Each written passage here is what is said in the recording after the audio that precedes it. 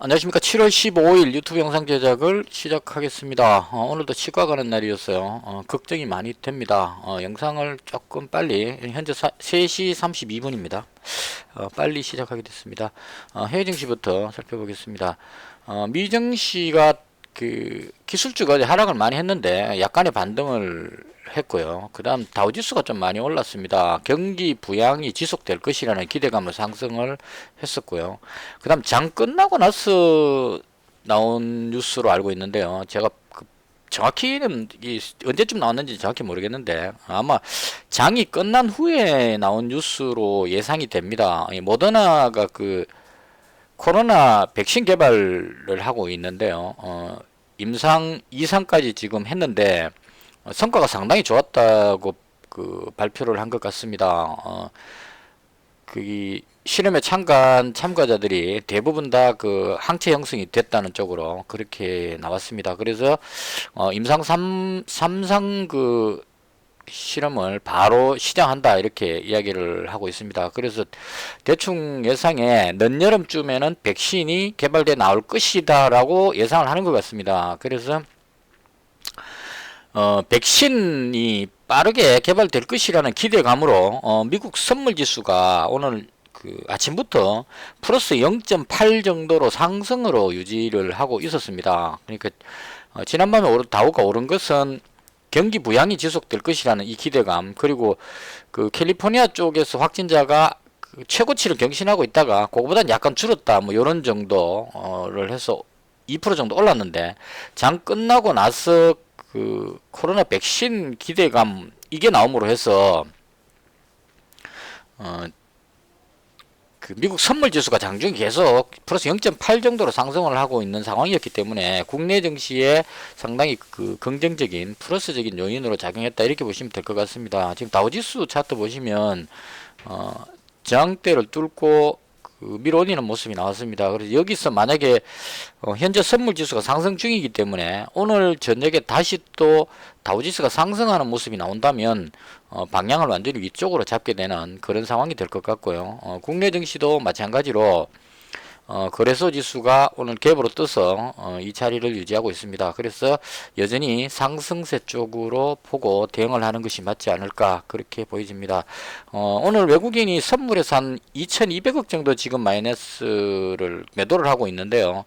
그 대신에 현물을 한 2700억 정도 매수하고 있기 때문에 현물을 사고 선물을 매도했기 때문에 이건 뭐 크게 그 하방 쪽이라고 보긴 좀 어려울 것 같고요. 아직까지 상방 쪽에 선물 매수가 많이 남아 있기 때문에 그 지수가 하락보다는 상승 쪽으로 바라보고 있다. 그리고 선물 쪽을 줄이고 현물을 산다는 얘기는 길게 봤을 때 위쪽으로 조금 더 확신한다 이렇게 볼 수도 있을 것 같습니다. 선물을 많이 가지는 것은 돌발 악재가 발생했을 때 빨리 처분하기 위해서 가지고 있다고 저는 생각을 하고 있고요. 현물을 매수했다는 얘기는 현물은 팔기가 쉽지 않기 때문에 악재 발생했을 때 그 대량으로 매도하면 지수가 급락해 버리기 때문에 손실이 발생하게 되겠죠. 그래서 현물을 매수한다는 얘기는 빠지지 않을 것이라는 어떤 그런 기대치를 더 가지고 있다. 그래서 외국인은 여전히 위쪽 방향으로 보고 있다. 개인적으로 그렇게 볼 수 있을 것 같습니다. 그리고 기관도 지금 한 3,300억 정도 매수했고 개인이 한 6천억 정도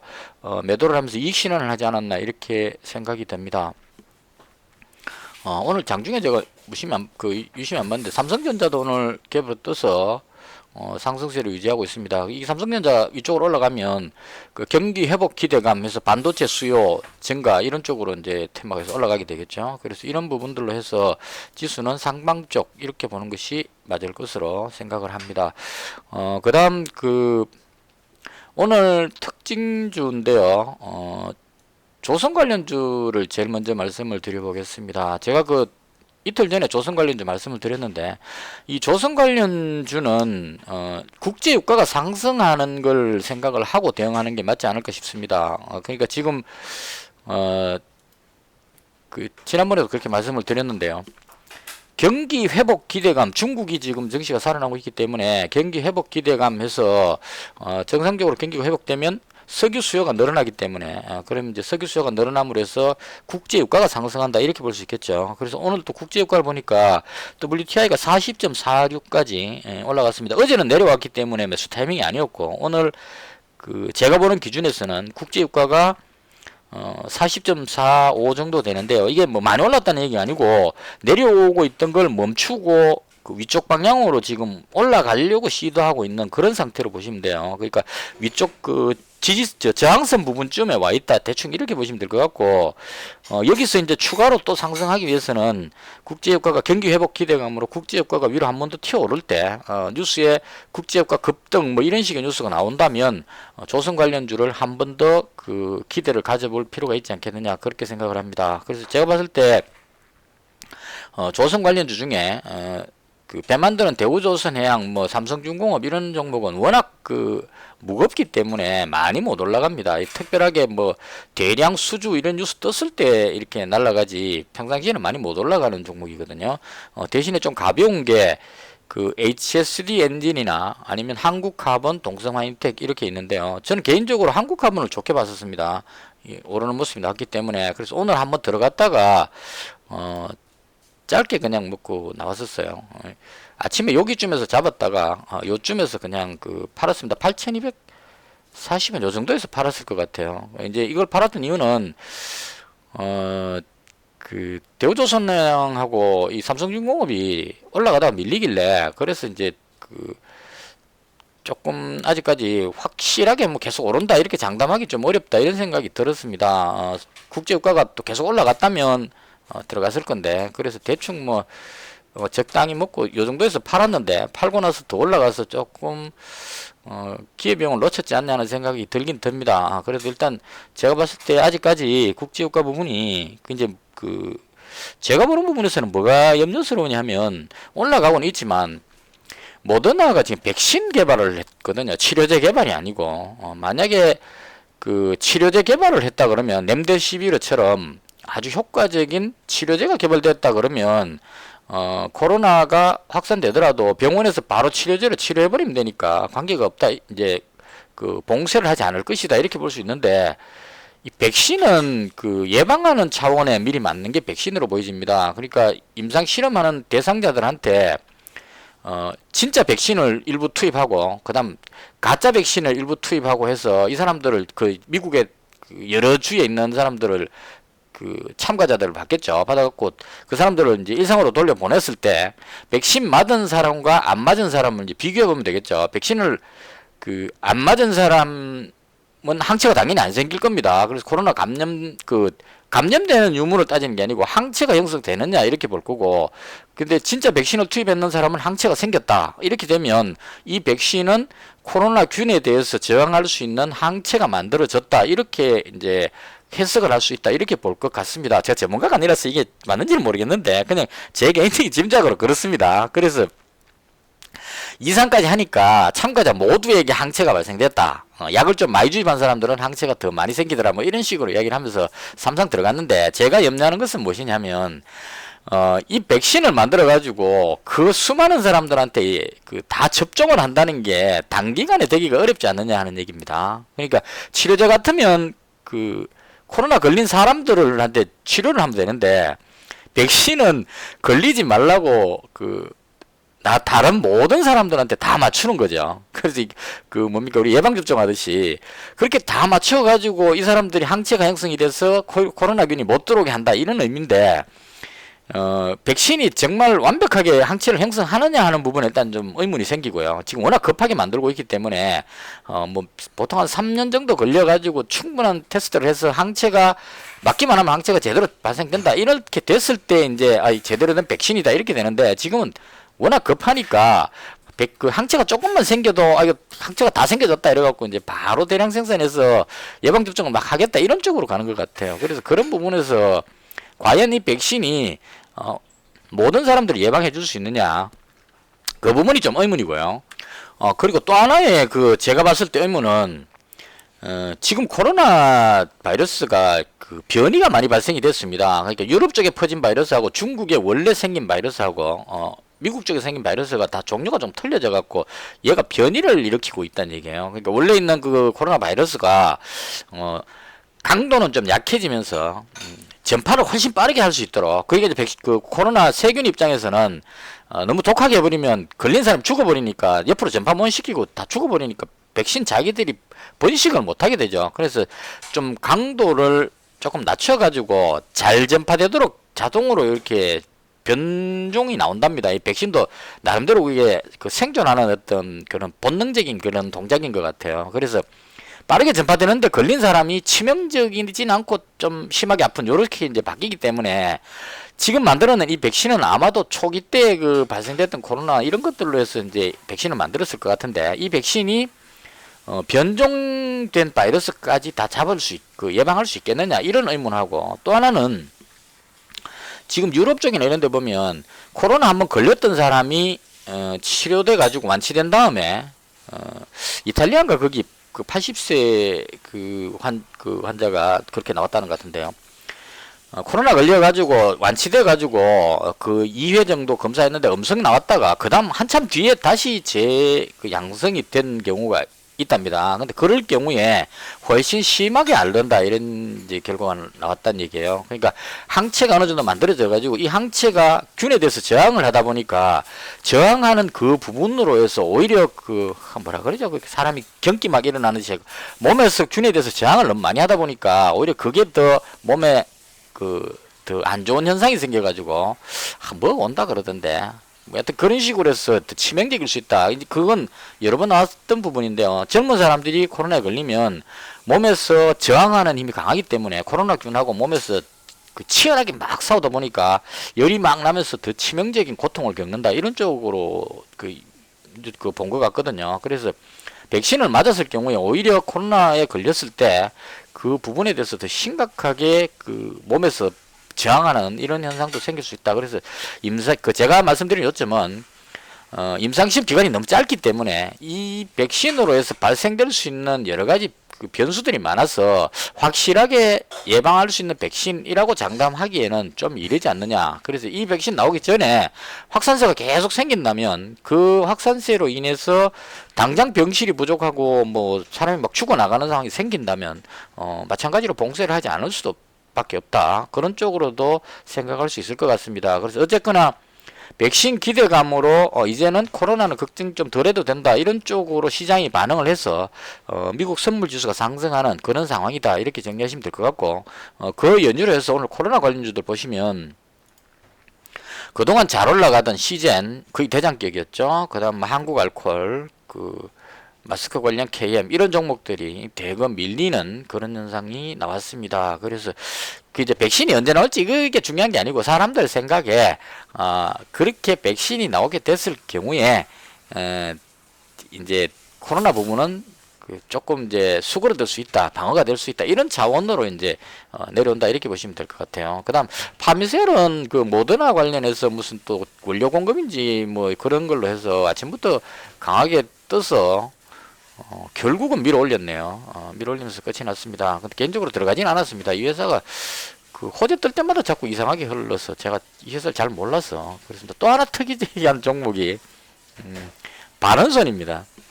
바른손이 상한가 들어갔는데요. 이 회사 그 적자가 너무 많이 발생해 갖고 그 악재로해서 겁나게 했었는데 상한가 들어갔습니다. 상한가 들어간 이유가 모더나 주식을 가지고 있답니다. 바른손이 아마 맞을 거예요.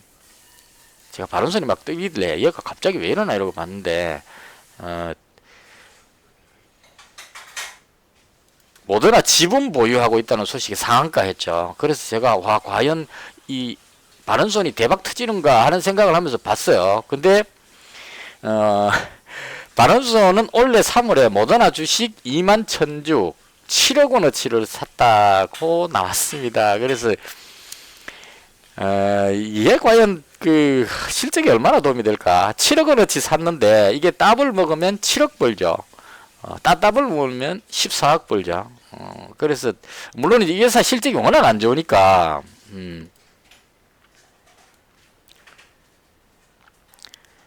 영업이익이 워낙 안 좋으니까 여기서 뭐 예를 들어 2배 올랐다 해서 14억 벌면 영업이익 14억 하면 이제 눈에 확 띌 것 같은데 이게 7억 정도 사가지고 이렇게 상한가 갈 정도의 재료가 되느냐 하는 의문은 드는데 일단 시장은 그런 거 별로 개의치 않는 것 같습니다. 일단 모더나 주식을 사가지고 있다. 이 양이 중요한 게 아니고 사가지고 있다. 모더나 주주다라는 순간에 거의 쫙 끌어올려서 상한가 이렇게 가고 있습니다. 그래서 이게 모더나 관련한 특징주였다 이렇게 보시면 될 것 같고요. 제가 그냥 오늘 장중에 봤던 걸 그대로 설명드리는 겁니다. 그래서 조선 관련주는 개인적으로 봤을 때 그 세계 경기가 회복되면서 국제 유가가 좀 더 올라간다면 계속 상승 쪽으로 따라붙으면 되지 않을까 그렇게 생각을 합니다. 그 다음 오늘 그 휴대폰 부품 관련주들이 급등하는 모습이 나왔었어요.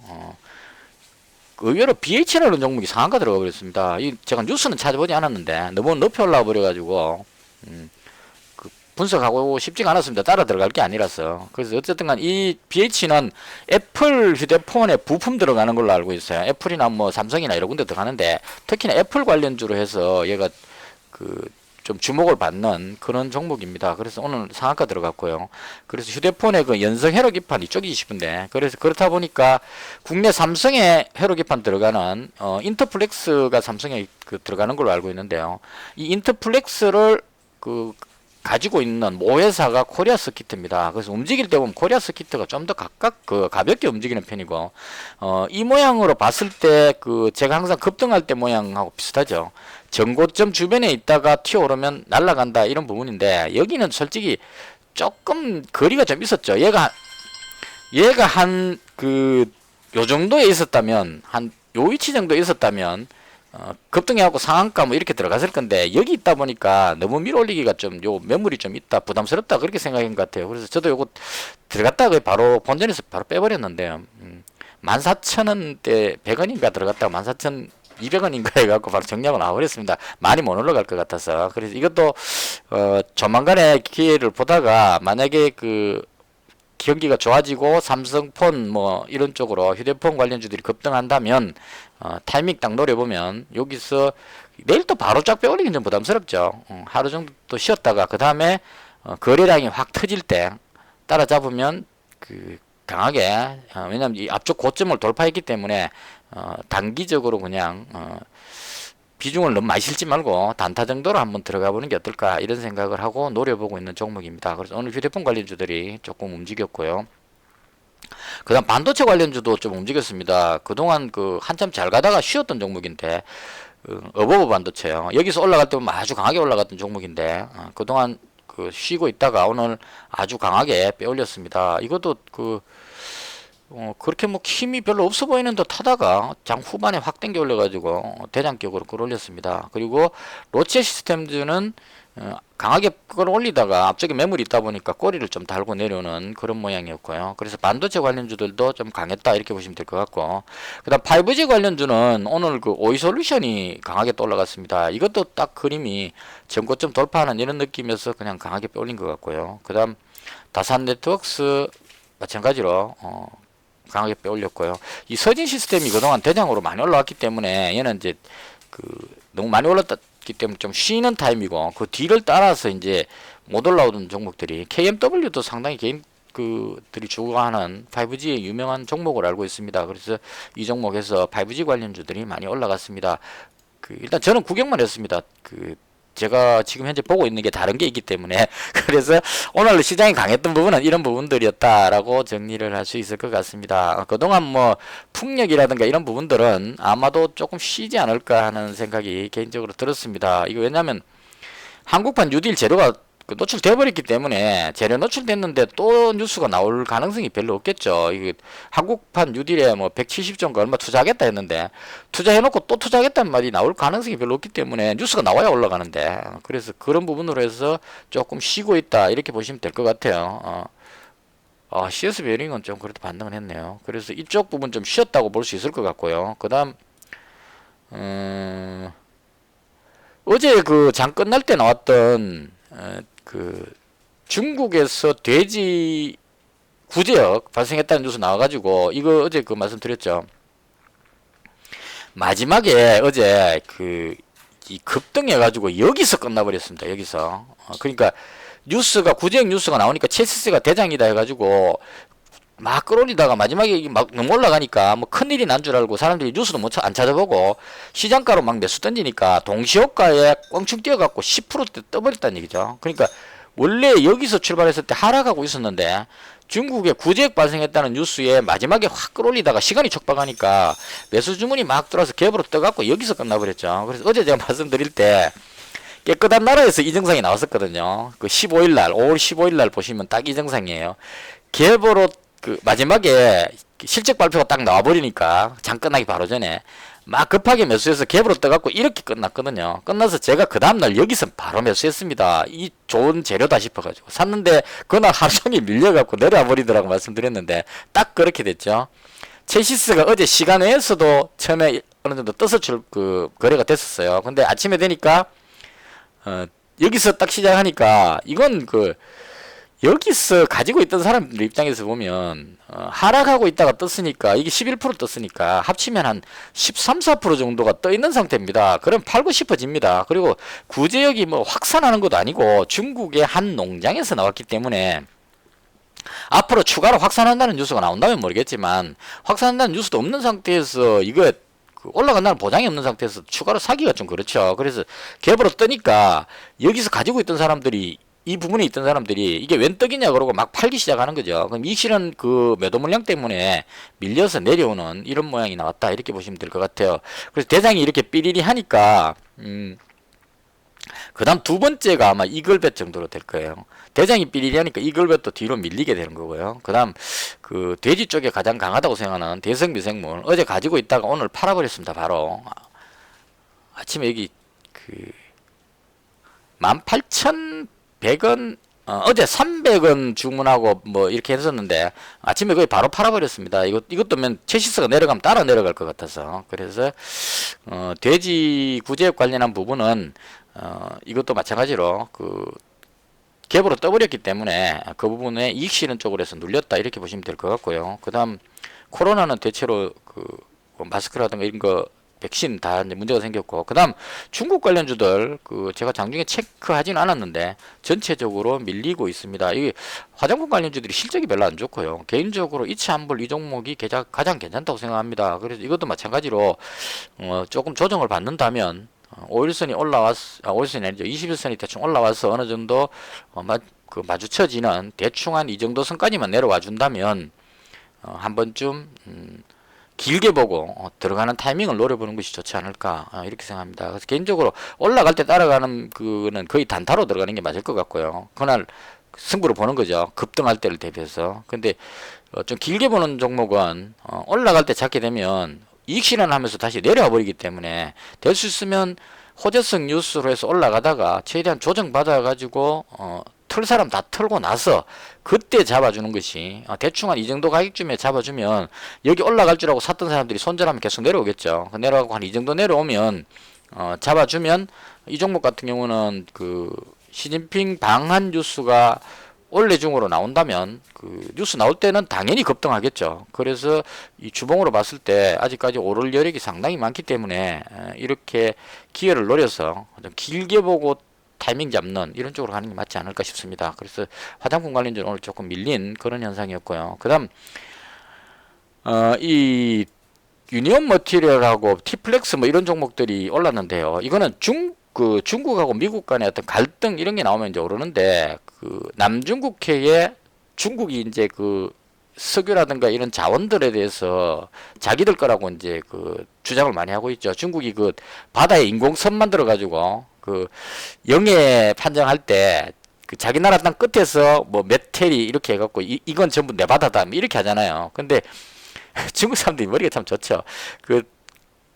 남중국해 그쪽은 이 수심이 많이 안 깊다 보니까 암초들이 이렇게 있으면 암초에다가 막 시멘트 막 부어갖고 공사해가지고 얘를 섬을 만들어 버린 거죠. 인공섬을. 섬을 만들면 육지에서 이만큼 떨어져 있는 여기다가 섬을 만들면 여기서부터 이만큼이 우리 바다다 이렇게 되는 거죠. 그래서 이렇게 해버리면 중국하고 베트남하고 국경 지역에 중국 땅하고 베트남하고 거리가 좀 되기 때문에 서로 자기 영해를 이렇게 나누면 되는데 중국이 여기 인공섬 하나 만들어 놓고 베트남하고 인공섬하고 중간에다 선을 꺼갖고 여기까지가 우리 바다다 이렇게 하는 겁니다. 그럼 베트남은 자기들 바다를 이만큼 뺏기는 상황이 되죠. 그래서 싸우려 그러니까 중국하고 싸우면 안 되니까 그래서 싸우지는 못하고 오히려 베트남의 어선들이 중국 배한테 쫓겨다니면서 고기도 제대로 못 잡고 있는 그런 현실입니다. 필리핀도 그렇고 지금 다 그렇게 걸렸어요. 근데 거기 있는 나라들이 중국 눈치 보느라고 싸우지를 못하는데 미국이 대신 이야기하고 있죠.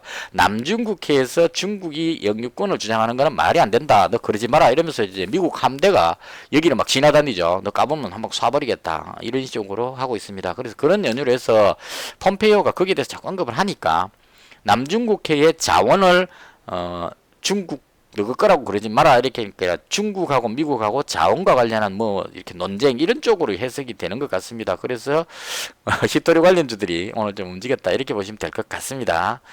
대충 그렇게 보면 될 것 같고요. 그다음 마지막으로 오늘 제가 말씀드리고 싶은 본론인데요. 지금 서울시장 보궐선거 관련해서 제가 계속 며칠째 말씀을 드리는데요. 안철수 관련주, 유시민 관련주, 오세훈 관련주는 빼겠습니다. 오세훈 전 시장은 후보로 나오기가 조금 어렵지 않을까 하는 개인적인 생각에서 만약에 미래통합당에 나온다면 제 생각에는 유승민 씨가 나올 가능성이 있지 않을까 생각이 약간 들긴 하는데 유승민 씨가 당의 입지 이런 부분이 어느 정도 될지도 조금 의문스럽고 그리고 유승민 씨 같은 경우는 다음 차기 대선 출마를 선언해 놓은 상태이기 때문에 대통령 선언해 놓고 시장하려고 그러느냐 이런 또 논리적인 모순 이게 또 걸릴 수도 있습니다. 물론 시장하다가 대통령 선거에 나갈 수는 있습니다. 이명박 시장이 서울시장 하다가 대선 등록하기 얼마 전에 마지막 날에 시장 그만두고 이렇게 등록하면 되죠.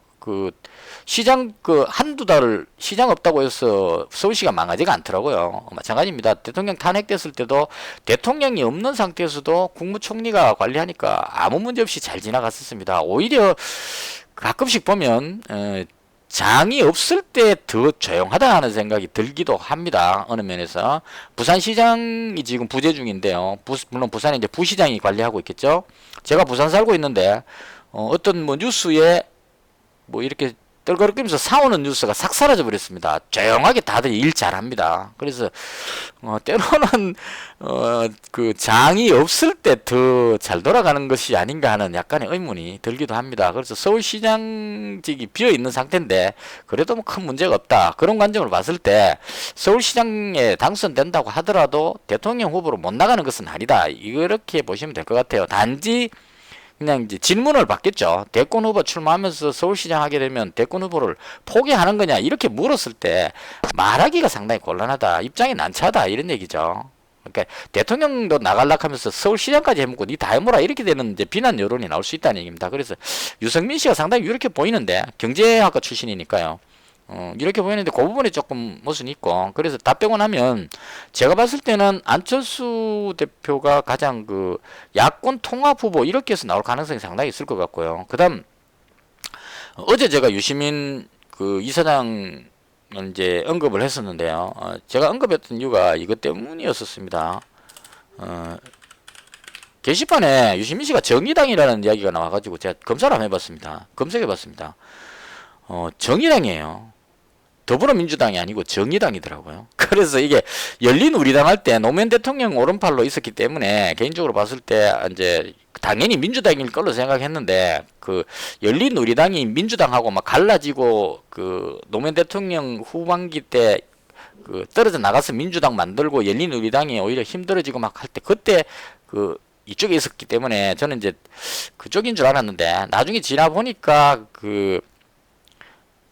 대충 정의당 쪽인 것 같습니다. 그래서 이 부분이 이제 저는 왜 중요하다고 보느냐 하면 민주당에서 서울시장 후보를 내기가 상당히 좀 난감한 상황입니다. 지금 여론이나 이런 부분들로 해서 그렇다고 해서 여자 후보를 내는 것도 또 오히려 그 부분을 두각시키는 그런 부분들 때문에 여자가 나와야 되느냐 이제 앞으로 그럼 서울시장은 전부 여자가 해야 되느냐 이런 쪽에 또 논쟁에 휘말릴 수 있기 때문에 상당히 난처한 상황인데 그런 차원에서 유시민 씨가 나오면 정의당 쪽이기 때문에 전혀 부담이 없는 그런 쪽이 아닐까. 그리고 정의당이 이번 선거에 국회의원이 너무 적게 돼가지고 당이 존속 문제가 지금 생기고 있죠. 그럴 때 서울시장을 하게 되면 당이 살아나는 어떻게 보면 아마 정의당이 국회의원이 3명쯤으로 기억하는데 같아요. 국민의당 안철수 씨, 국민의당도 3명으로 알고 있습니다. 그래서 국민의당하고 정의당 쪽 후보로 해서 이렇게 그 야권 후보, 여권 후보 이렇게 나올 가능성이 있지 않을까 하는 게 개인적인 생각입니다. 그래서 그렇게 붙게 되면 이제 당의 사활을 걸고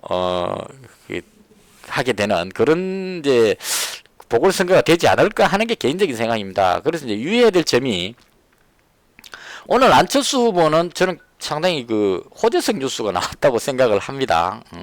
지금 오늘 흐름으로 봤을 때는 안랩이 가장 강하게 올라갑니다. 이건 제가 봤을 때 선의전자가 대장인데 이게 워낙 신용이 많이 있어가지고 이 움직임을 그러니까 급등하면 던지는 사람들이 있어가지고 이게 쉽게 못 올라갑니다. 상당히 무겁게 움직입니다.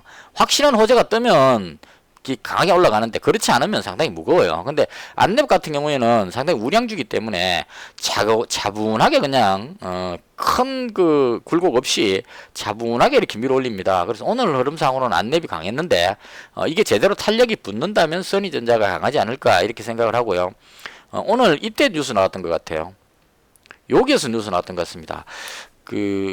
오늘 무슨 강연인가 거기서 이렇게 하다가 나왔는데 기자들이 물었죠.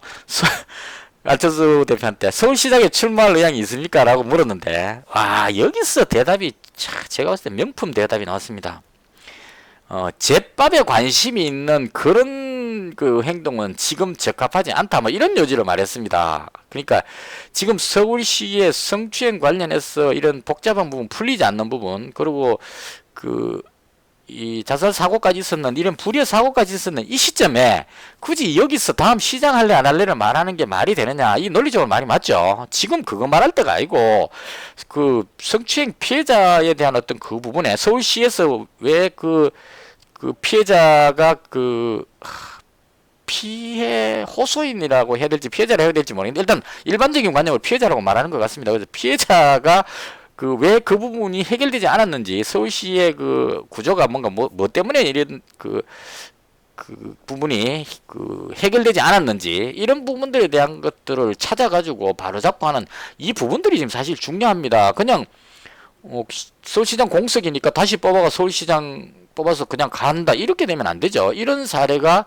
다시는 생기지 않도록 지금 충남도지사 문제 생겼었고 부산시장 문제 생겼었고 그 다음 서울시장까지 문제 생겼기 때문에 이게 끝이 아니라는 얘기죠. 아직 미투에 나오지 않아서 그렇지 다른 많은 곳에서도 공직사회에서 이런 일이 있을 수 있다는 얘기죠. 그럼 이 부분들에 대한 재발하지 않도록 뭔가를 조치를 하고 일벌백계해서 앞으로는 이런 일이 안 생기도록 하는 이게 중요하지 지금 서울시장을 뽑는 게 중요한 게 아니다 이런 요지로 이제 제밥에 관심이 있다는 표현을 썼습니다. 그래서 그 뉴스 나오고 나서 제밥에 관심 이야기하니까 사람들이 안철수가 제밥에 관심이 없구나 해가지고 악재로 생각하고 막 던졌는데 저는 개인적으로 봐서 이건 호재라고 봅니다. 왜냐하면 기자가 질문했을 때 시장 후보에 관심 있다라고 말할 수도 있고 없다라고도 말할 수 있는데 있다고 말하면 또 안티들이 막 벌떼같이 공격합니다. 없다고 말하면 이 종목 끝나버리죠. 선의전자가 안철수 관련주가 급출하게 해버립니다. 이 올랐던 만큼 오히려 더 빠질 수도 있습니다. 이 가지고 있는 사람이 많기 때문에 급출하게 보이겠죠. 근데 대답이 제밥에 관심이라고 이야기해버렸기 때문에 기자들이 못 묻습니다. 이제 당분간은 적어도 제가 봤을 때 제밥에 관심 있는 그런 행동 하지 말라고 뭐렇겠는데 그러다 기자가 또 와가지고 서울시장 관심 있냐고 물으면 당신 기자 맞아 이렇게 또 한 소리 듣죠. 그래서 기자들이 질문을 당분간 못한다는 얘기입니다. 적어도 이 사태가 어느 정도 마무리될 때까지는 질문을 못한다 이런 얘기죠. 그럼 안철수 대표가 서울시장에 출마할지 안 할지에 대해서는 알 수 없는 상황이 됐다 이런 얘기입니다. 그래서 적어도 서울시장 출마를 포기하는 일은 없는 상태다가 된다고 봅니다. 저는. 그래서 저는 이 부분이 호재라고 보고 그냥 계속 자리를 지켰습니다. 그래서 그 부분을 다시 들어 올려서 자리를 유지하면서 끝이 났다. 그래서 개인적으로 봤을 때 이 서울시장 차기 후보에 대한 이야기는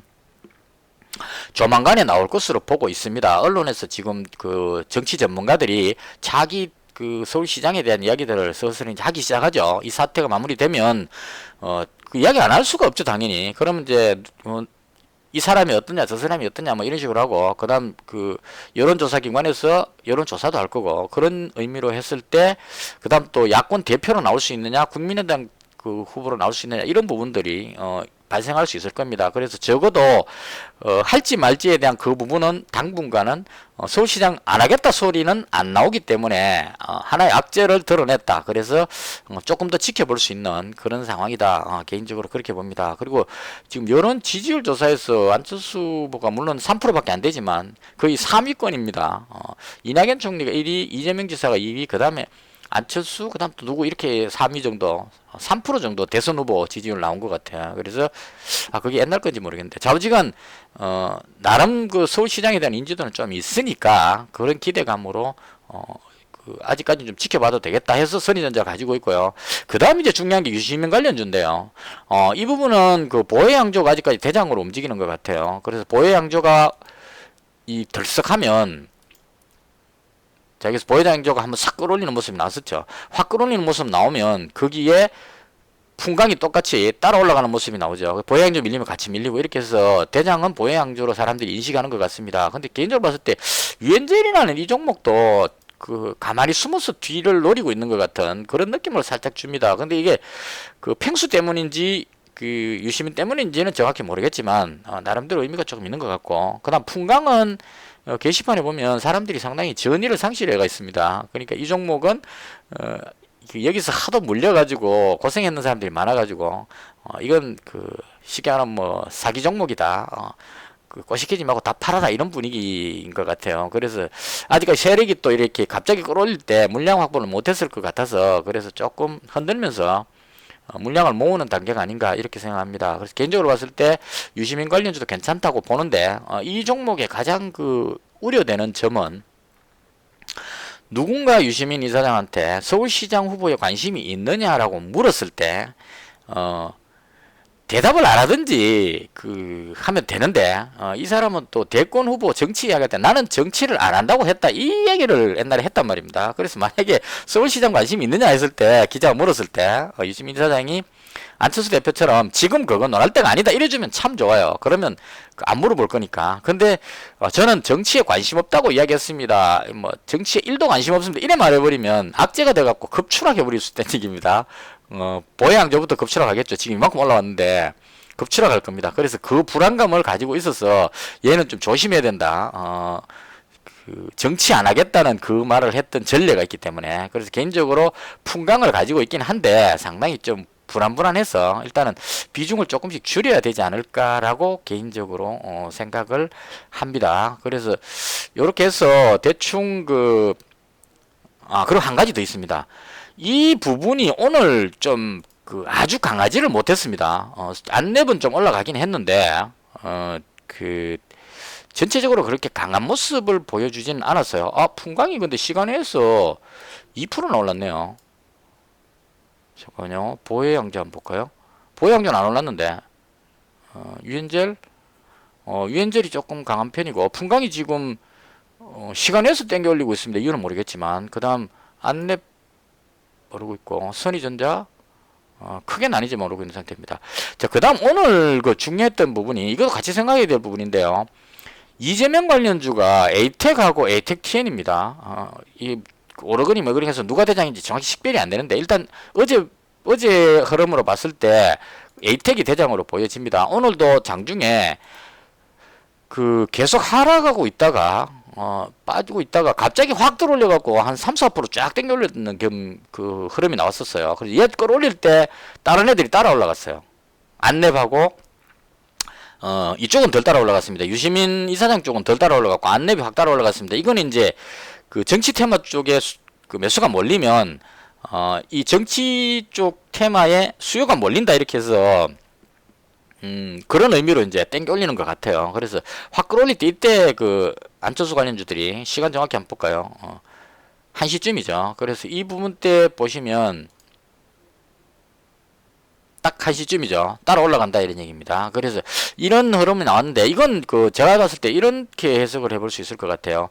이재명 경기지사가 지금 내일 16일 날이 아마 법원 선고가 나오는 것 같은데요. 이 구체적으로는 잘 모르겠습니다. 위정했는지 안 했는지 막 이래갖고 위쪽 대법원인가 뭐 위쪽 법원에서 이제 판결을 나오는데 이 판결이 나왔을 때 유죄로 판결해버리면 이재명 지사가 정치 생명이 끝나버립니다. 제가 알기로는. 그러면 이제 경기도지사가 또 공석이 생기죠. 대신에 파기시키고 다시 되돌려 보내게 되면 파기 환송이 되게 되면 밑에 가서 다시 심사를 해야 되는 상황이 됩니다. 그럼 이제 생명이 연장된다 이렇게 볼 수 있겠죠. 그래서 여러 가지 해석이 다분한데 일단은 이 에이텍이라는 종목이 어제 급등했는 이유가 뭐냐면 에이텍이라는 종목이 대충 여기서부터 급등했죠. 그래서 이 급등한 배경이 제가 봤을 땐 그거라고 봅니다. 서울시장이 공석됐기 때문에 법원에 판결하는 사람들도 조금 그 정치권에 약간 그 어려움이 있다고 봐요. 왜냐하면 충남도지사 지금 여권 후보 그 여권이었는데 안희정 씨 탈락돼 버렸고 오세훈 부산시장 지금 없고 그다음 서울시장도 지금 공석입니다. 근데 여기다가 경기도지사까지 공석이 생기면 다 민주당 쪽인데 다 공석 생기면 대한민국의 가장 크다고 생각하는 서울, 부산, 경기도 여기다 충남까지 합치면 대한민국 인구의 상당 부분이 될 겁니다. 그래서 여기까지 공석 생겨서 만약에 보궐선거를 하게 된다면 이건 보궐선거가 아니고 대선 전초전이다 이렇게 볼 수 있을 겁니다.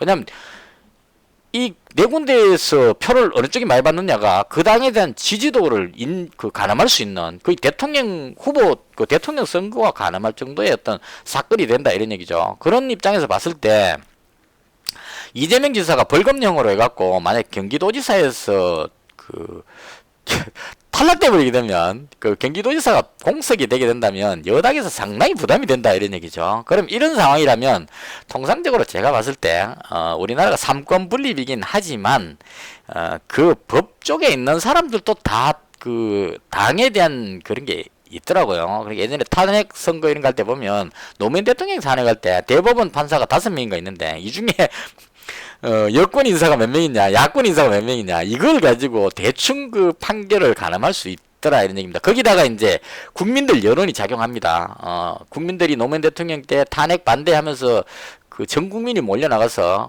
막 울면서 지켰죠. 참 감동적이었는데, 그때도. 그러니까 대부분은 그 헌법재판관인가요? 거기서 판결할 때 잘못 판결하면 국민들한테 맞아 죽겠다는 압박감이 좀 생겼을 겁니다. 그래서 노무현 대통령 탄핵은 취소가 됐다 이런 얘기죠. 근데 박근혜 대통령 탄핵할 때는 촛불을 들고 이제 탄핵시키자고 막 일어났기 때문에 그 마찬가지로 거기도 똑같은 이제 헌법재판소인데 여기서도 판결할 때 국민들한테 또 한 방 맞을 수 있기 때문에 그래서 좀 영향을 받는다. 그러니까 말씀드리고 싶은 것은 만약에 경기도지사 자리가 탈락돼 버리게 되면 여권에 상당히 부담이 될 수 있는 그런 어떤 상황이 되기 때문에 그런 것을 방지하기 위해서 그대로 그 경기도지사는 자리는 하지 않겠느냐 이렇게 예상을 하는 사람이 많은 것 같습니다. 그래서 파기환송이 되면 다시 이제 뒤로 빠꾸 해갖고 밑에 가서 다시 심사해라 이렇게 될 것 같거든요. 그럼 이제 무죄가 될 가능성이 높아지니까 그 연주로 미리 이제 또 올랐다 이렇게 볼 수 있을 것 같아요. 그래서 얘가 올라가면서 다른 이제 정치 테마주들이 덩달아서 이제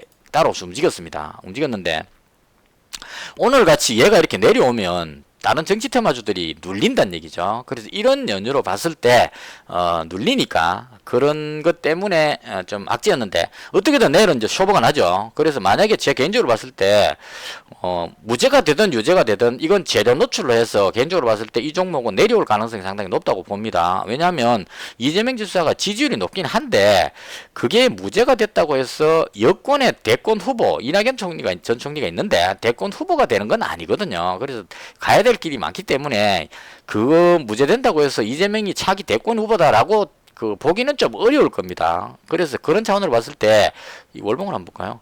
이만큼 올라있죠. 재료 노출해서 오히려 밀릴 가능성이 높다 이런 얘기입니다. 그리고 어차피 제가 이 종목을 매매할 게 아니기 때문에 그래서 얘가 급락할 때 동반해서 이 종목들이 정치 테마주들이 밀릴 위험성은 있습니다. 근데 조금 정신 차리고 보면 경기도지사하고 서울시장 선거하고는 아무 관계가 없다 이렇게 볼 수 있을 거예요. 그래서 그렇게 됐을 경우에 뭐라 그래야 되죠? 내일은 그 보궐선거 관련해서 서울시장 후보인 안철수 관련주하고 유시민 관련주가 한번 움직이지 않겠느냐 개인적으로 그렇게 볼 수 있을 것 같습니다. 잠깐만 멈추고 마무리할게요. 마무리 시간 다 됐는데 제가 그 풍강을 시간에 그 매도 주문을 일단 한번 넣어봤습니다. 이거 그 진작 봤으면 일단 좀 줄일 건데요. 왜냐면 그 제가 아까 말씀드린 것처럼 유시민 씨가 또 밤에 또 이 기자들한테 이야기를 잘 하더라고요. 정치에 관심 없다 그래버리면 겁나가기 때문에 그게 염려가 돼서 일단 그 시간에서 비중을 좀 줄이겠습니다. 지금 비중이 너무 많아가지고 대충 이렇게 해서 오늘 그 시장을 대충 마무리를 했고요. 개인적으로 봤을 때 다른 종목들도 다 좋지만 아직까지 저는 코로나가 끝났다고 보지는 않는 입장입니다. 왜냐하면 백신 개발했다고 해서 끝난 게 아니죠. 치료제가 개발돼야 끝나는 거지. 그래서 여전히 위험성은 갖고 있기 때문에 그런 차원으로 해서 다른 우량주들 따라 들어가기는 좀 부담스럽다는 얘기죠. 그래서 저런 쪽들보다는 오히려 그 대선 테마주가 이건 지수가 내려와도 또 그 올라갈 수 있는 테마기 때문에 그런 관점으로 해서 지금 그 개인적으로 선의전자하고 풍강을 반반 이렇게 담아놓고 있는 상태입니다. 그래서 이렇게 해서 오늘 마무리를 다 했고요. 지금 잔고가 783만원입니다.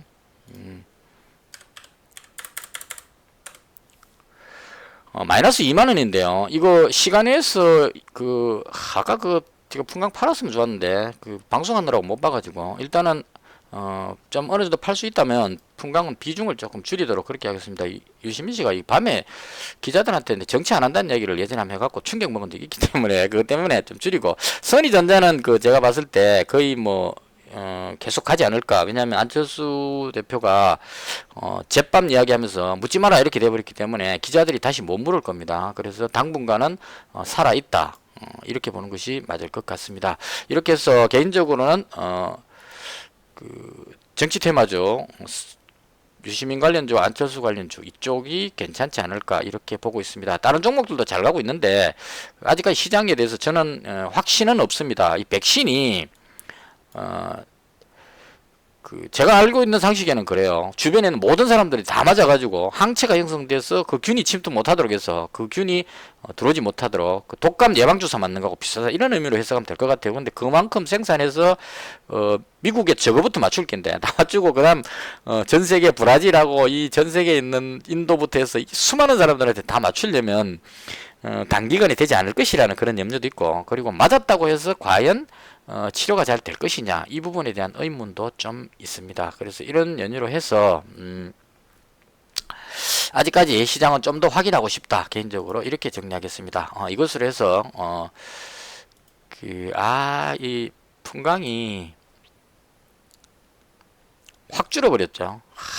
0.49%로 그래서 아직까지 희망을 가지겠습니다. 시간에서 혹시 모르죠. 또 그 의외로 또 올라가는 수도 있으니까 일단 비중을 지금 385만원인데요. 185만원을 줄이겠습니다. 한 2% 정도 아까 그 3065원 요 정도에서 비중을 줄이겠습니다. 그래서 한 200만원만 달고 가는 쪽으로 이렇게 하겠습니다. 이렇게 해서 오늘 제가 봤던 시장에 대한 설명을 모두 마치고요. 그 다음 5분 요약 영상 바로 이어서 제작을 하고 저는 치과를 다녀오도록 하겠습니다. 여기서 마치겠습니다. 감사합니다.